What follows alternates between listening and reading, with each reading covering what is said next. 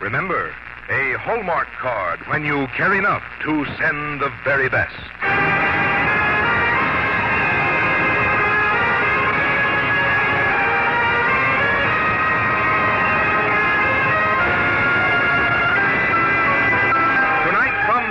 The makers of Hallmark greeting cards bring you Ethel Barrymore in Edna Ferber's April 25th as usual on the Hallmark Playhouse.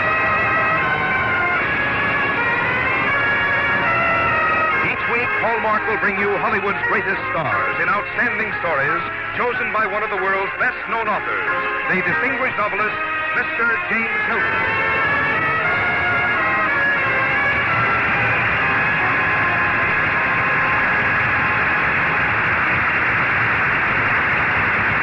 Ladies and gentlemen, this is James Hilton. Tonight on our Hallmark Playhouse, we present a dramatization of another story by an author whose works have proved especially popular on our Hallmark Playhouse. She is Edna Ferber, and her keen-witted and warm-hearted pictures of American life have given her a high reputation among writers. Our choice has the teasing title, April 25th as Usual. And also as usual from this author, it handles its theme with charm and virtuosity. This makes it especially appropriate that our star tonight is none other than an actress whose own charm and virtuosity have placed her on a pinnacle, not only in our hearts, but in the history of our time. Miss Ethel Barrymore, a great name and a great lady of a great family. And now a word about Hallmark cards from Frank Goss, before we begin the first act of April 25th as usual, starring Ethel Barrymore. There are Hallmark cards for every memorable occasion on your calendar. For birthdays, anniversaries, holidays. Yes, for every occasion that calls for remembrance, for a friendly greeting, a word of good cheer, an expression of sympathy. There is a Hallmark card that says just what you want to say, the way you want to say it. And that identifying Hallmark on the back. Well, that says you cared enough to send the very best. Now, Hallmark Playhouse, presenting April 25th as usual, starring Ethel Barrymore.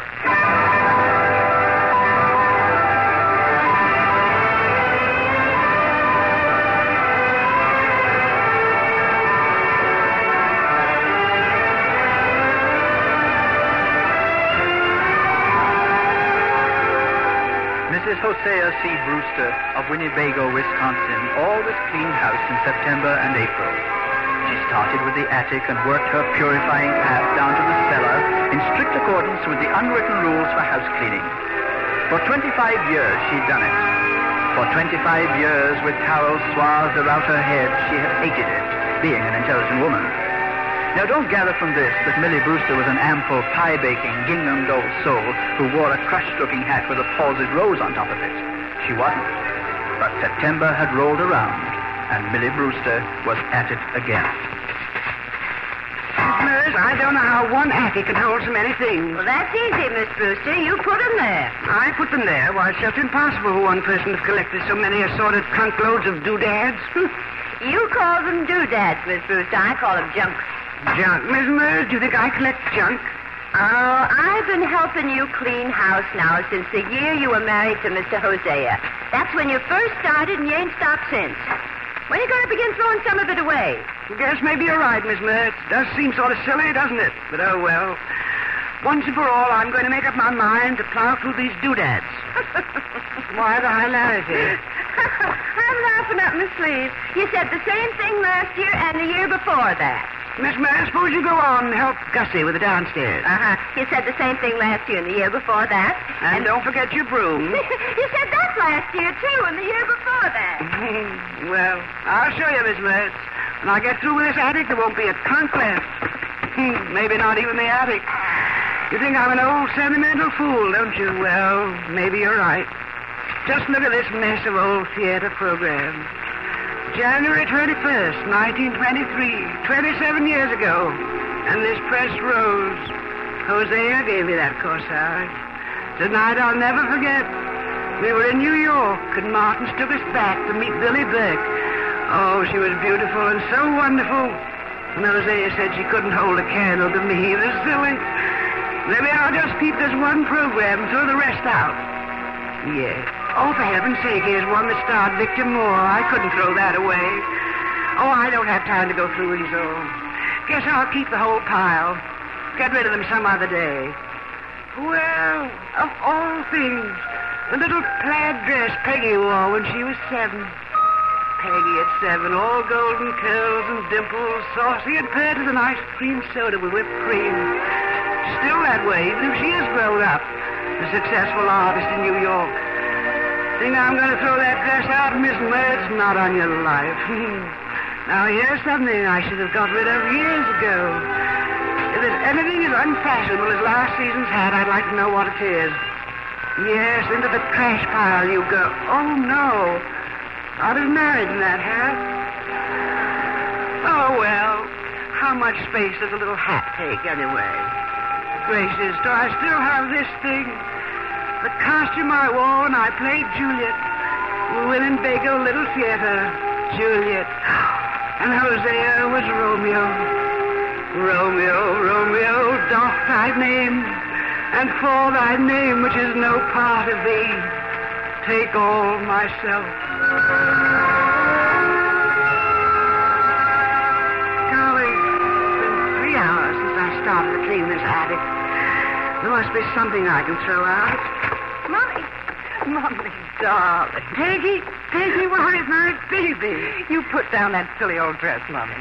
Oh, we didn't get your telegram. Did you? No, I didn't send one. I just thought I'd surprise you. Well, don't look so dazed, Mommy. Look at you. You're all smudged. House cleaning. Of course, darling. This is September. Last time you were here in June. But you ought to know what happens in September. House cleaning. Mother, you know I'd forgotten. Still happens twice a year. September and April. Furniture gets moved onto the porch. Woolens out on the line. Mattresses in the yard.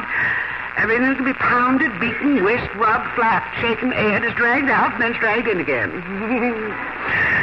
Well, I don't think it's anything to laugh about. I think it's positively barbaric, medieval, slavery. Well, if I'd known you were coming. Come here to the window. Let me see you. Is that the kind of hat they're wearing?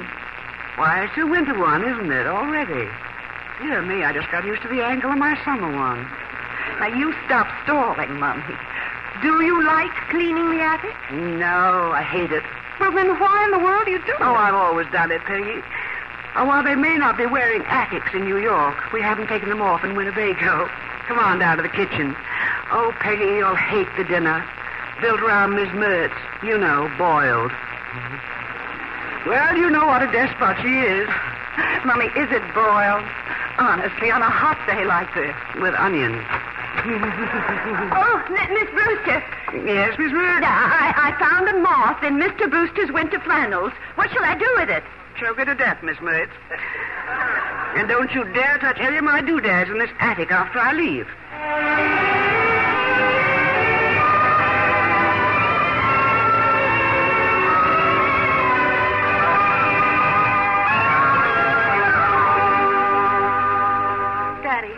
Daddy, I want to talk to you about Mother. Yeah? She isn't well. What do you mean isn't well? Well, Mother? You and she ought to go away this winter, not just for a trip, but to stay. You ought to give up the house. Give up the house? Well, Mother's worn out, I tell you. It isn't as if she were the old-fashioned kind. She isn't.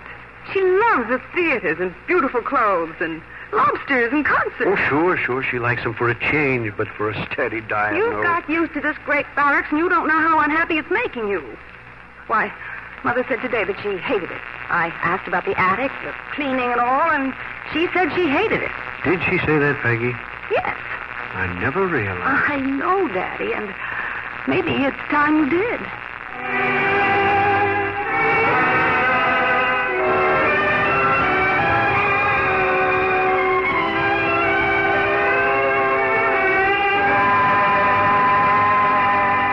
Come on in the kitchen, Peggy. Dinner'll be ready in a few minutes. Well, I'm really not very hungry, Mom. Oh, Mom.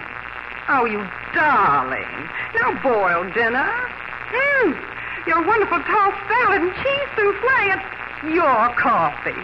How'd you ever manage it? You know there's always lots to eat in this house. Big house, big kitchen, big Frigidaire, big amounts of food. And also big responsibilities. Mommy, I want to talk to you. Yes, Peggy? Mother, I don't think Daddy's well. He ought to go away. What do you mean, Peggy? Father, but he isn't sick. Well, not sick exactly, but sort of worn out. This big house is killing both of you. Why don't you close it up or sell it? Come to New York and meet new men and women. Live. You're in a rut, both of you. Mom, get yourself settled there and forget this place. Father hates it. I know it. Peggy, did he ever say so? Well, practically. He thinks you're fond of it and he wouldn't want to hurt your feelings, but... Oh, Mommy, he looks so tired and old, and Daddy's only 58. 57. Well, Mommy, dear? I don't know, Peggy. I never dreamed Hosea felt like that. And, of course, he should take it easy. Yes, he should take it easy.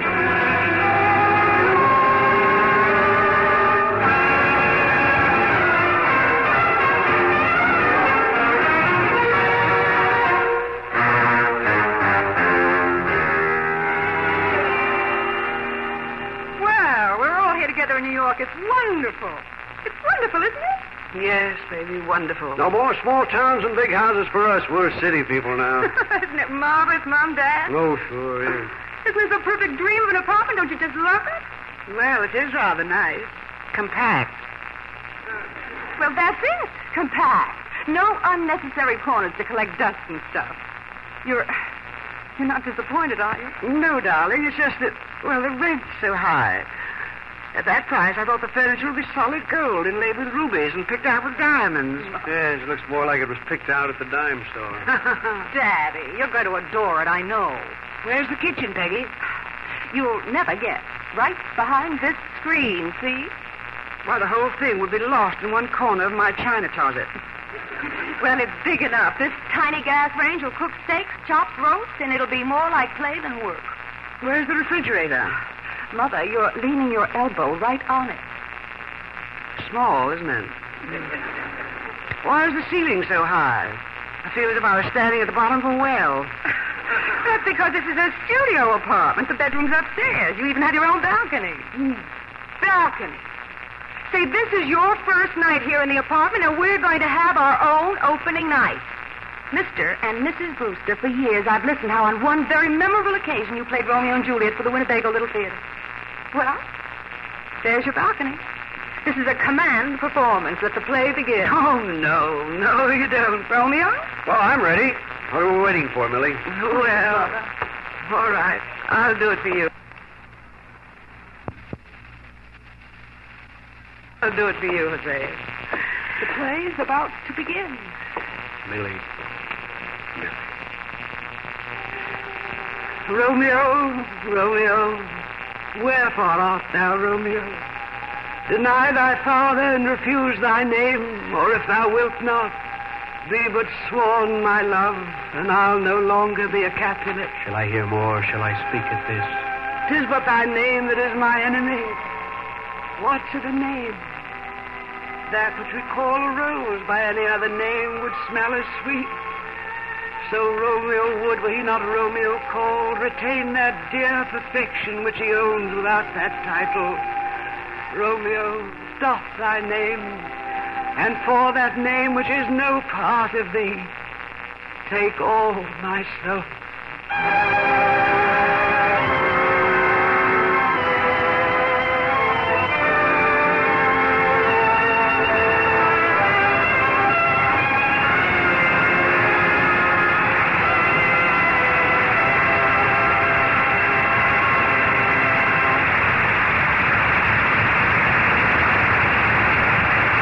In just a moment, we'll return to the second act of April 25th, as usual, starring Ethel Barrymore.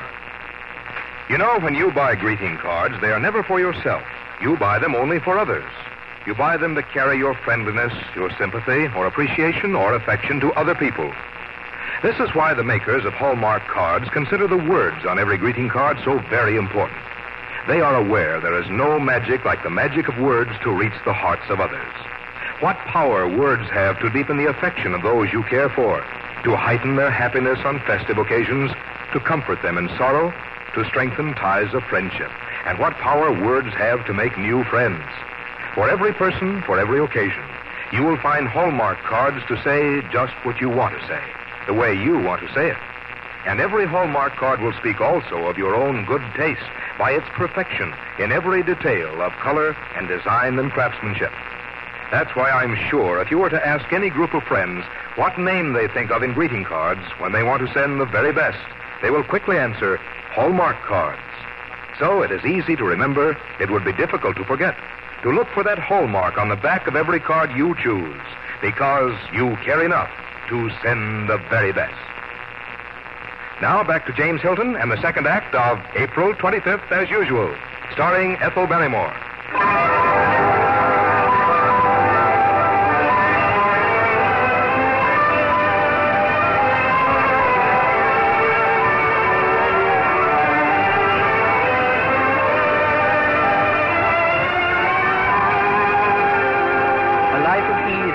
For Mr. and Mrs. Hosea C. Brewster of Winnebago, Wisconsin had begun, for now they were New Yorkers. But after Peggy had left them that first night in their cozy little two-room studio apartment, there came upon them a feeling of desolation and vastness, and a terrible loneliness such as they'd never dreamed of in the great 12-roomed house in Winnebago. This they tried to cover up by feigning a lightheartedness that neither of them felt. It was 2 a.m., and though they'd retired, the rhythm of New York still beat it out 8 to the bar. Sleeping, Martha? No, not yet. Just dozing off. It's the strange beds, I guess. Oh, this is going to be great, though. Great. My, yes. We should have done this years ago. We were a couple of old fools tying ourselves down as we did. No more furnaces for me. Yes, and I'm through with cleaning a big house forever. You won't miss Winnebago, will you, Hosea? Oh, gosh, no. I guess it's a nice enough place, but here in New York, we can really begin to live. I mean, enjoy our lives. Yeah, this is the life, all right. We'll be known as those gay Brewsters, habitués of cafe society. Hosea, that'd be wonderful. At our age, if we must get into a rut, it might as well be a lively one. It'll be a noisy one, at any rate. Just listen to that piano. You think you could sleep without fresh air tonight? We're New Yorkers now, Hosea. We might as well get used to New York sounds. It isn't like Winnebago when folks go to bed early and there's just the rustling of leaves and... Well, it's quiet there at night. It isn't here. I kind of like it. We can never get lonesome with all that activity going on around us. I agree with you. Well, good night, Millie. Good night, Hosea.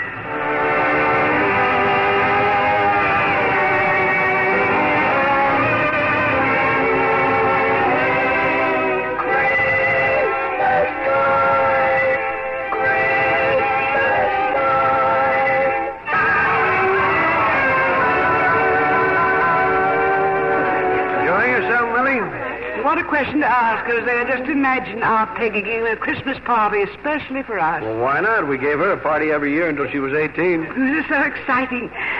Just look at all those smart-looking New York women. It's easy to tell where they're from. Is that so?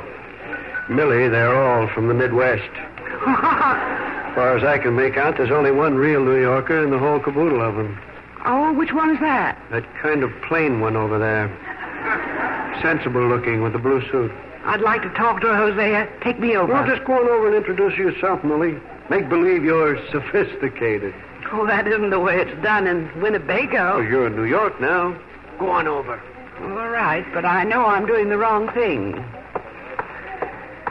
I beg your pardon. I'm Millie Brewster, you know, Peggy's mother. Well, that's very interesting, Mrs. Brewster. I'm Alice Brewer. Oh, Peggy's told me so much about you that I'd have known who you are even if you hadn't introduced yourself. Really? That's very decent of her. Mrs. Brewster, I don't want to be rude, but I don't know any Peggy. Oh, well, Peggy's my daughter, and she's the hostess here. Surely you must know her because she invited you here. Oh, no, she didn't. In New York, you don't need an invitation. You just drop in with a friend. Oh, certainly doesn't happen that way in Winnebago. Mrs. Brewster, just where is Winnebago? It's in Wisconsin. Oh. Quite a beautiful city. And the people there are friendly and wholesome. That sounds just like the place I live in. Well, New York is mighty fine, and there are interesting people. I don't blame you for living here. But I don't live here. I was born here, but I live in Connecticut. Oh. You see, you Wisconsin people have crowded us out of New York. No breathing space. I love New York, but I don't know how I could live in it. Have you ever tried a studio apartment with a kitchenette? My dear, there's one corner of my soul that's still wrinkled from the crushing. That deceitful, lying kitchen. I think it's wonderful. I've met people like you from Wisconsin before. I like them. Particularly when they pretend they're in love with life in New York. They're such wonderful liars. Forgive me, Mrs. Brewster. My friend is calling me. Stay happy. You bet I will.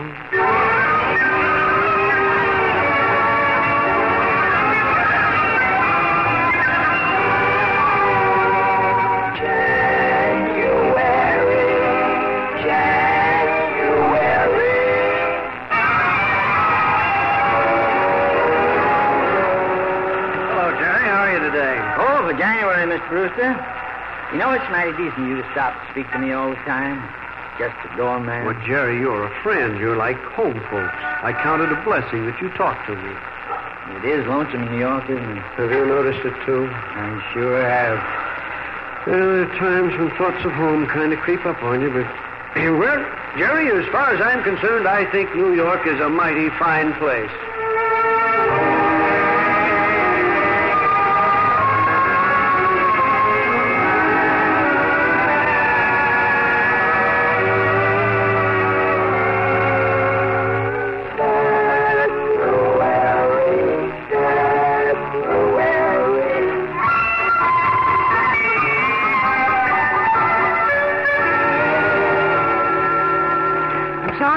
For dinner, I didn't have time to shop. Well, you ought to be cooking around like this anyway, Millie. I'll tell you what, we'll eat out tomorrow night somewhere and go to a show. Don't you think maybe we ought to stay home one night? Well, you get a big kick out of the theater, don't you? I should say I do, Father. That chop you're eating, small, isn't it? Tastes good for February. Besides, I never had a big appetite anyway. Now, Hosea, since when? Ever since I came to New York. I've never felt so wonderful. Feel my stomach, it's as hard as a rock. You're enjoying it here, aren't you, Hosea? It's the life, Mother. It's the life.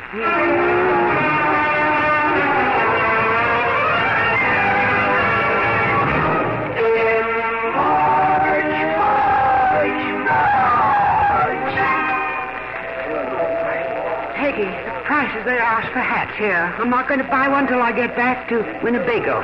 Mother, are you thinking of going back home? To Winnebago? What makes you say that?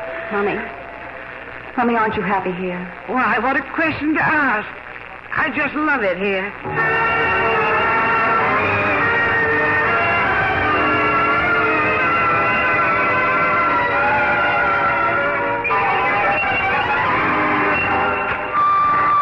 Hey, vacuum cleaner. Why are you using the vacuum cleaner? Oh, well, Hosea, Why are you wearing that white towel around your head? And why are these chairs, tables, and rugs pushed into a heap? Well, I was cleaning house. It's April. Millie, and that's just the thing you came here to get away from. Well, I didn't mean to, Father. When I got up this morning, there was a letter from the woman who owns this apartment. She asked if I'd go to the hall closet, the one she reserved for her own things, you know, and unlock it and get out a box she told me about and have the hall boy express it to her. And I did, and this is the result. Oh, no.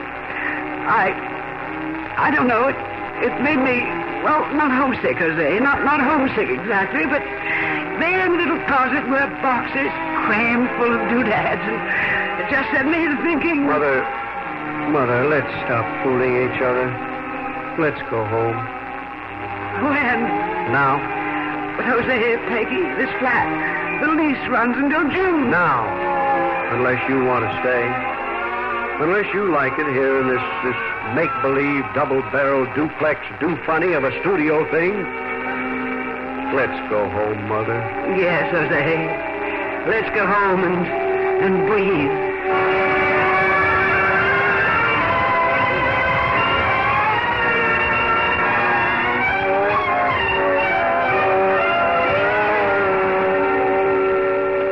Oh, Isn't it wonderful how big the house looks? Huge. I should say. Now I know how a jack-in-the-box feels when the lid's open. No wonder it grins and throws out its arms. Let's never leave this house again, Hosea. Let's never leave our friends here again. It won't happen, Millie. It'll never happen. Hosea, no more small chops for you. I've ordered the biggest steak Mr. Henkel had in this shop for tonight. And tomorrow, what a surprise you're going to get. Miss Brewster? Why, hello, Miss Mertz. Sure good to see you. Thank you. Miss Brewster, I'm saving time for you at the end of the month for April cleaning. Why, of course, Miss Mertz. April 25th, as usual.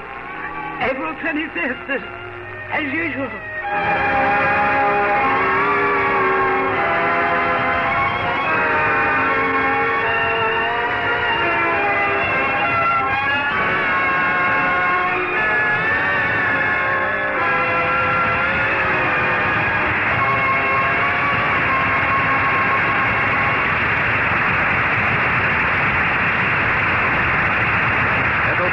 James Hilton will return in a moment. February is the month of famous birthdays, Lincoln's and Washington's. We all remember their birthdays, but how many of us remember the birthdays of our own friends? Yet when someone sends us birthday cards, how delighted we are. I can't think of any gesture that brings more appreciation, and it's so easy if you know about the wonderful collection of birthday greetings at the fine store where you buy Hallmark cards. For there are all types of Hallmark birthday cards, clever ones to make your friends laugh at the years, warm affectionate messages for those you love, novel cards to thrill the children, sincere greetings to delight anyone of any age. Why don't you do this tomorrow? Make a list of friends and loved ones who have birthdays this month or in March or April. Then choose a Hallmark birthday card for each. Just what you want to say the way you want to say it. And that Hallmark on the back will carry added meaning, for it says you cared enough to send the very best. Here again is James Hilton. Thank you, Ethel Barrymore. We are indeed honored to have you with us tonight. Your magnificent acting has made this a great event on our Hallmark Playhouse. It's a fine story, Mr. Hilton. I'm glad to hear you say that, Miss Barrymore, because it's the sort of story we always like to find, one that deepens our appreciation of everyday living. I think tonight's play has given us all a fresh realization of what friendliness means. And that makes it especially appropriate for Hallmark Playhouse. It is the friendly tradition that has made Hallmark cards such favorites. I hear you're having the autobiography of a very wonderful person next week, Mr. Hilton. Yes, Miss Barrymore. Next week we're presenting for the first time on the air a special radio adaptation of the autobiography of Will Rogers.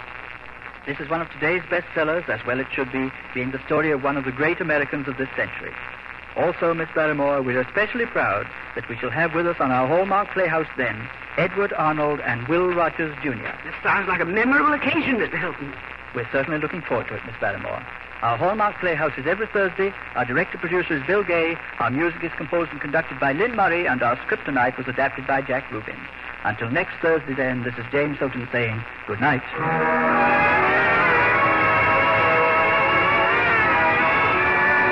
Look for Hallmark cards that are sold only in stores that have been carefully selected to give you expert and friendly service. Remember Hallmark cards when you care enough to send the very best. Ethel Barrymore appeared by arrangement with Metro-Goldwyn-Mayer, producers of Key to the City, starring Clark Gable, Loretta Young, Frank Morgan, and Marilyn Maxwell. The part of Hosea Brewster on tonight's show was played by Tom Tullett. This is Frank Goss saying goodnight to you all until next week at the same time when James Hilton returns to present the autobiography of Will Rogers, edited by Donald Day, when our star will be Edward Arnold, who will tell you the story, with Will Rogers, Jr. portraying the part of his illustrious father. And the week following, The Indestructible Julia, starring Katina Paxinu. And the week after that, Alfred Leland Crabb's Home to the Heritage on the Hallmark Playhouse. This is CBS, the Columbia Broadcasting System. This is KNBC, Kansas City, Missouri.